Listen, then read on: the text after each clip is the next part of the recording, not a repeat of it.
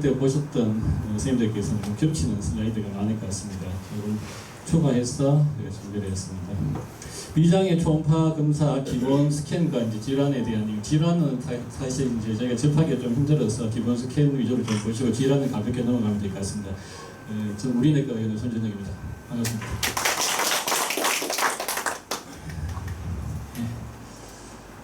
어나토미를 먼저 보시면 비장은 이쪽 편에 있습니다.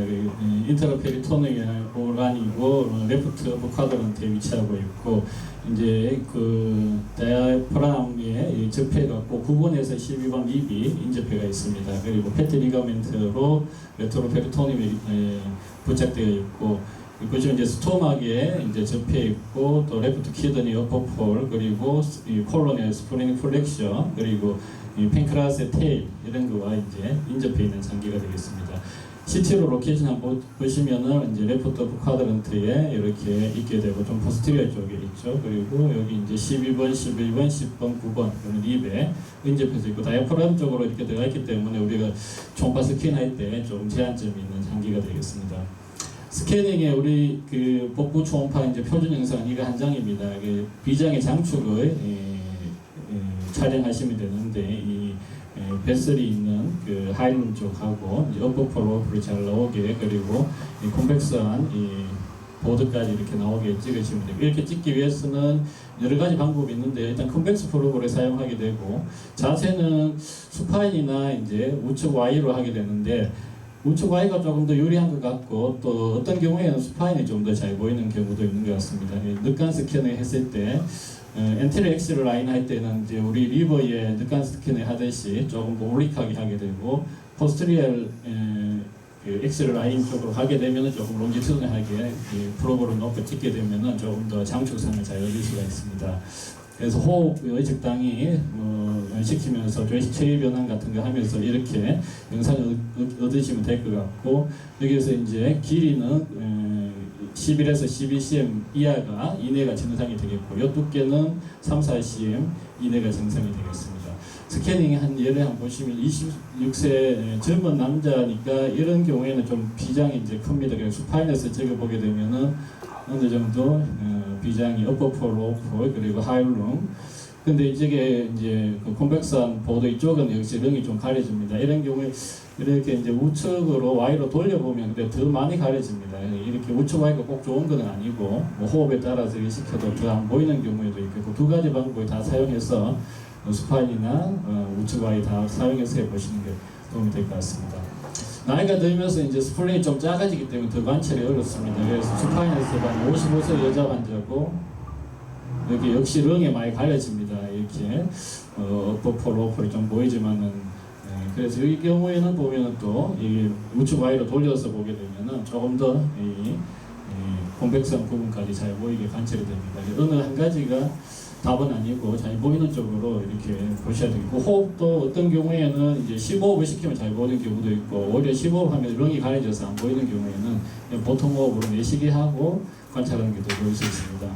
또 연세가 들게 되면 스프링이 더 작아져서 거의 관찰이 안 되는데 이 경우를 보시면 75세 여자분이고 라이트 데코비트에서 보게 되면은 거의 뭐 에어만 보이고 이 키드니는 보이는데 스프링이 없습니다. 그래서 이 환자는 뭐 비장이 없는 환자가 이렇게 생각할 수도 있지만 다시 수파인으로 돌려서 또 호흡을 별로 안 시키고 보통 호흡에서 이렇게 관찰해 보면은 뚜렷하진 않지만 어느 정도 이렇게 어퍼폴, 로폴 이렇게 스프링이 보일 수 있습니다. 그래서 한 가지만 고집하지 마시고 여러 가지 체위 변환 그리고 호흡도 이렇게 들어마시고 내쉬고 하면서 찾아보면은 이게 찍을 수가 있겠습니다. 스플레이 아트리아 베인을 좀 살펴보면요. 여기 이제 실내 아트리에서 나와서 라이트 쪽으로는 커먼 헤파틱 아트리가 나오고 스플레이 아트리가 이제 스플린 하이움 쪽으로 들어가게 됩니다. 이 모양 보시는 대로 좀 구불구불하게 토처스한 코스로 들어가게 되고요. 반면에 이제 베인은 조금 일직선으로 해서 팬크라스를 인접해서 SLV와 만나서 포탈벤이 이루게 되겠습니다. 이것도 스캐닝 해보면 우리 팬크라스 스캐닝 할 때 이제 위에서부터 이렇게 내려올 때 에올타에서 시작 아트리가 나오고 커먼 헤파틱 아트리, 스플린 아트리가 나오는 관찰할 수가 있고요. 그 레벨에서 조금 더 내려오게 되면은 이제 오르타 여기 SMA가 보이는 경우도 있겠고요. 뭐 요 위에로 해갖고 스프링 베인하고 SMV 이렇게 많은 것을 촬영할 수가 있겠습니다. 늑간 스캔을 통해서도 이 스프링 베인과 아테리 보일 수 있는데 스프링 쪽으로 들어오고 있는 아테리 그리고 나가고 있는 베인을 이렇게 늑간 스캔을 통해서 관찰하실 수가 있겠습니다. 이제 중요한 거는 이제 스플레노메가리를 판단하는 건데요. 이 길이로 판단하는 경우에는 12cm 이내가 정상입니다. 어퍼펄과 로어펄까지 이렇게 연결해서 12cm이 넘는 경우에는 스플레노메가리로 판단할 수 있겠고, 보통 두께는 이제 3-40 미만인데 이 두께와 길이를 곱해서 A 곱하기 B를 했을 때 40 이하가 되면 정상으로 봅니다. 그래서 여기 경우 이제 좌측을 보면은 이제 길이도 13cm 스플레노메가리에 해당되고 두께도 두꺼워서 이 두 개를 곱해 보면은 89로 나오니까 스플레노메가리에 해당이 되겠고, 우측은 크라니오 포달 랭스는 10.9밖에 안 되니까 뭐 해당은 안 되지만 이 두께가 많이 두껍기 때문에 여기 곱해 보면 72로 스플레노 인덱스가 둘 다 스플레노메가리가 있는 환자로 판단하실 수 있겠습니다.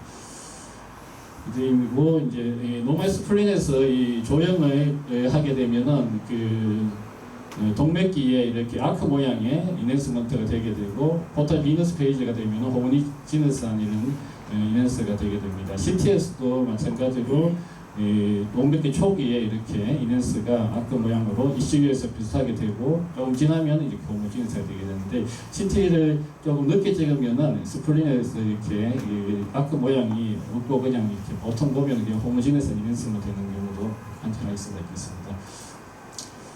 이제 질환으로 넘어가면요, 제일 그래도 많이 발견되는 게 엑스러스 스프링 같습니다. 후비장은 그 초음파라든지 CT 이런 압도멘 이미징에서 한 10에서 15% 정도 발견이 된다고 통계를 하는데 실제로 저는 이만큼 발견을 못하는 것 같습니다. 그래서 많은 부분 뭐 놓치고 있는 것 같기는 한데, 놓치더라도 사실 뭐 부비장이라면 크게 문제는 없을 것 같습니다. 그리고 오톱시에서는 한 30%까지 발견이 된다 하고, 위치는 그 비장의 비장문 하이룸 쪽이나 또는 로폴 또 그 사이에서 많이 발견되고, 웰 딜리니에이티드 라운드한 또는 오발한 모양이 되고, 보통은 ECM을 넘는 경우는 드물다고 합니다. 그리고 B 모드로 봤을 때는 그 인저페이너 스프링의 그 에코제네시티가 동일하게 되고, 이넨스먼트를 했을 때도 동일한 그렇게 모양이 나타나게 되겠습니다. 그리고 이넨스먼트를 하면은 이 베슬에 의해서 트리 라이크 아키텍처를 보이는 경우가 있다고 합니다. 여기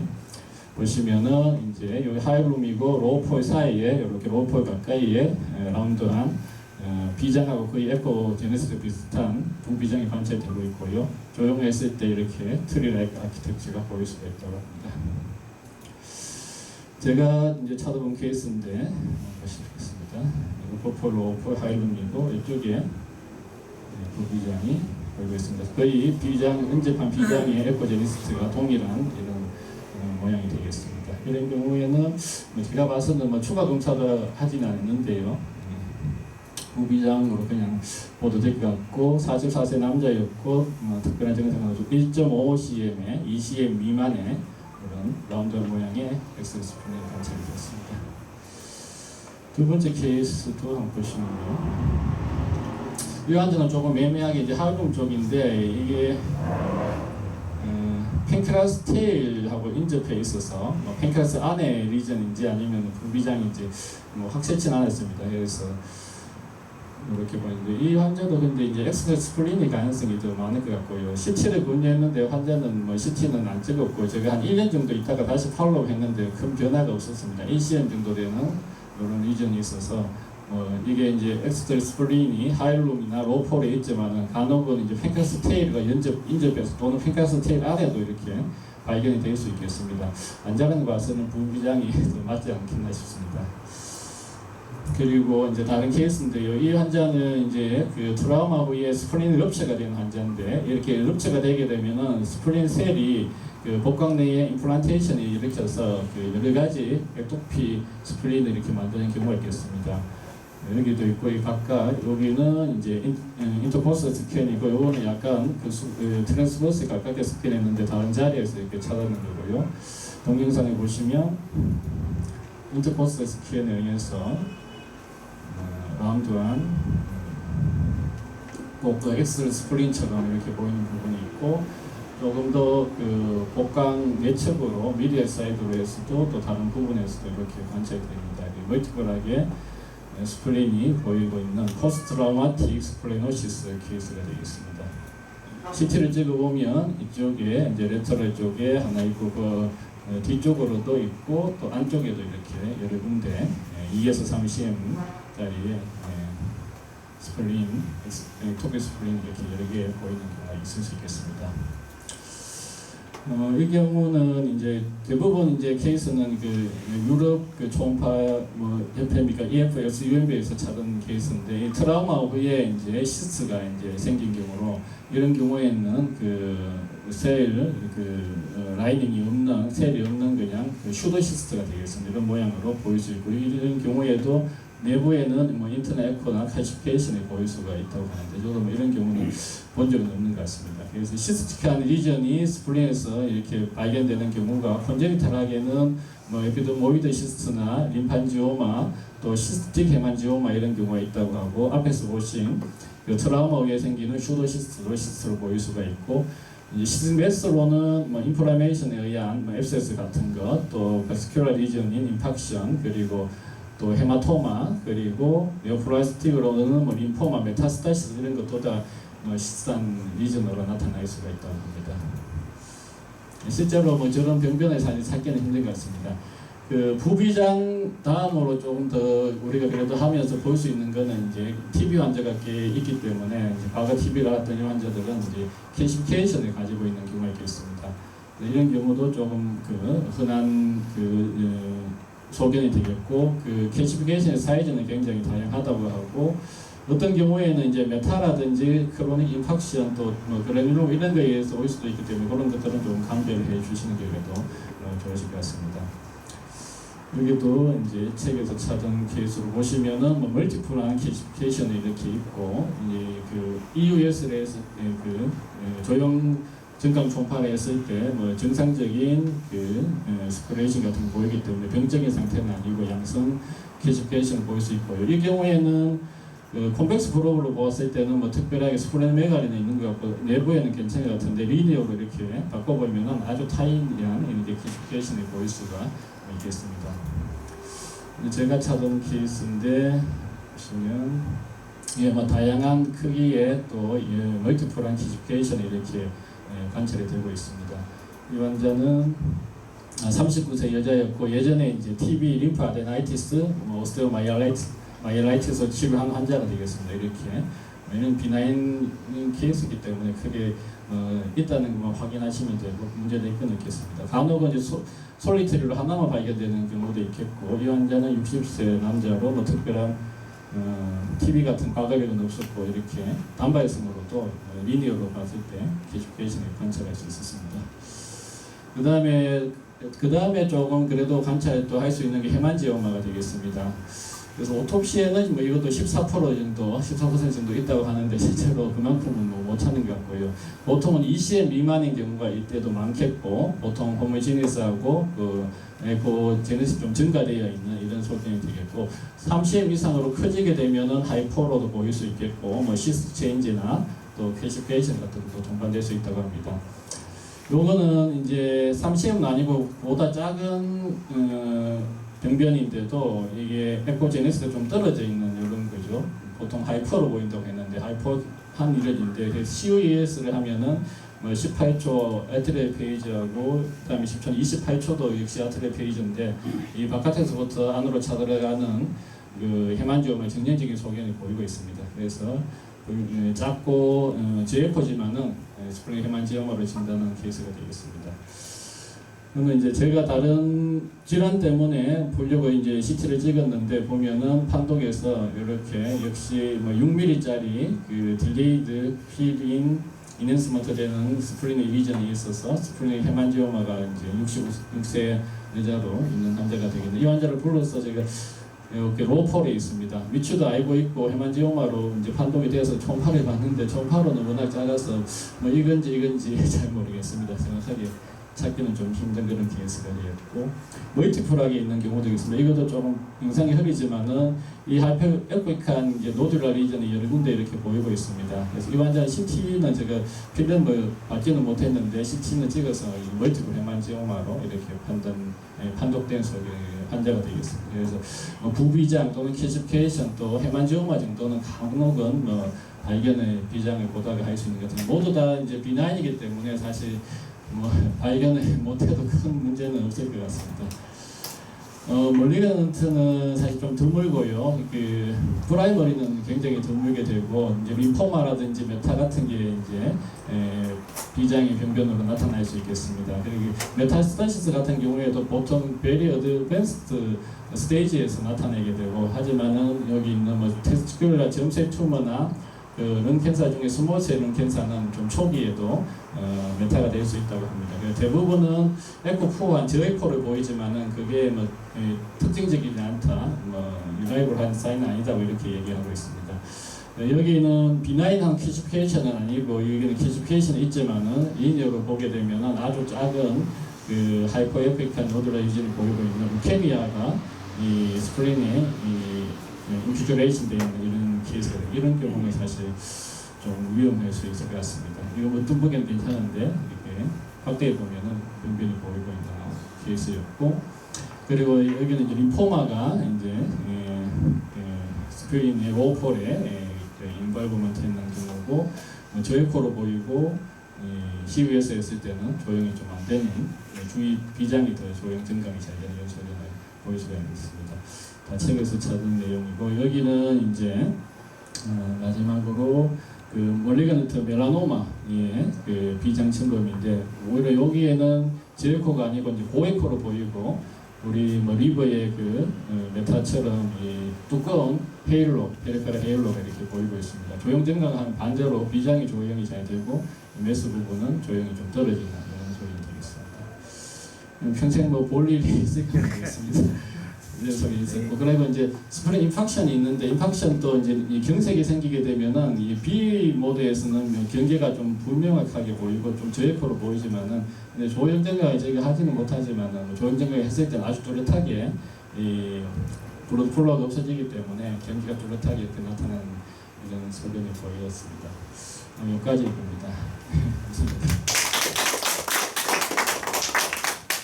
혹시 질문 있으십니까? 그 스프레노메가리에 대해서 일본 책을 보니까요.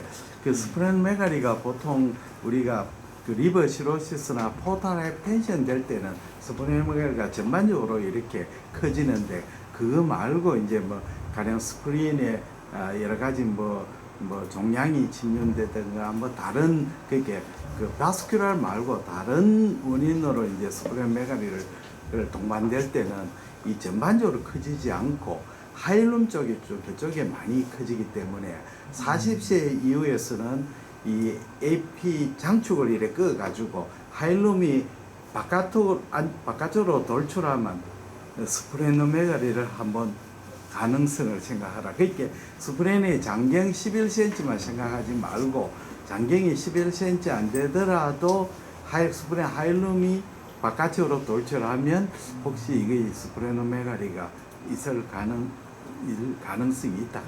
그런 여기서 이렇게 꺼서 그렇죠. 막 뛰어나오면 그게 초생달이 아니고 초생달인데 반달하고 그렇죠. 넘어가. 그게 이제 리버 시로스나 포탈 하이텐션 이런 때는 전체 다 커지지만 그 말고도 스프레노메가리 이런 원인이 많지 않습니까? 그런 문제. 예, 감사합니다.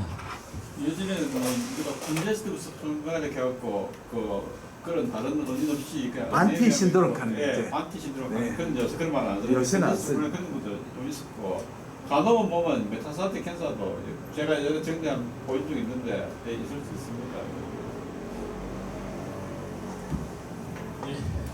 더 이상 추가 질문 없으면 오늘 강의 여기서 마치고요. 바로 이제 정례 발표 시간으로 넘어가겠습니다. 제가 하나 준비해 온 게 있는데.